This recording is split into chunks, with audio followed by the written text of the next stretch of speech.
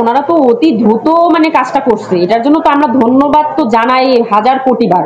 তারা ফ্যামিলির পাশে আমাদের পাশে দাঁড়াইছে, এটার জন্য তো মানে আমরা আমাদের ভাষা নাই কি বলবো। তারেক রহমান স্যারকে ধন্যবাদ জানাতে চাচ্ছি যে উনি আমাদের পাশে আছে, আমাদের পাশে দাঁড়াইছে, উনি আমাদের পাশে দাঁড়াইছে এবং ওনার কথা এতটাই ভালো লাগছে যে উনি আসলে একটা ভালো মানুষ। ওনাকে আমরা কোনো ইয়াই করতেছি না। সে একটা কথা বলছে আমার খুব ভালো লাগছে যে দলের হোক আর অন্য দলের হোক, যেই হোক তাকে বিচার আওতাধীন করা হবে, বিএনপি হোক কি আওয়ামী লীগ হোক, এই কথা আমাদের দেখার বিষয় না। এটা হচ্ছে একজন যোগ্য নেতা যে কথা বলে, ওনার ভিতরে সেই সম্পূর্ণ বৈশিষ্ট্যগুলো তার মধ্যে বিদ্যমান। আমি অন্তঃস্থল থেকে তাকে ধন্যবাদ জানাচ্ছি স্যারকে যে উনি আমাদের জন্য একদম নিজের থেকে একদম সব তদারকি করতেছে।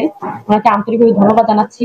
আর আমাদের একটাই দাবি, আমাদের একটাই চাওয়া যে আমার মামাকে যেভাবে হত্যা করা হয়েছে নির্মম ভাবে, সঠিক বিচার হোক এবং দ্রুতভাবে বিচারটা হোক। আমার বাইরে যেভাবে এই করছে, আমার ভাই বোনের বুক খালি করছে, কেউই যাতে এবং বাংলার বুকে না কোনো সন্তান বা ফারা না হয়, কেউ ভাই বোন ভাই হারা না হয়, কেউ মার বুক খালি না হয়, এটা আমরা অনেক দ্রুতভাবে বিচার চাই।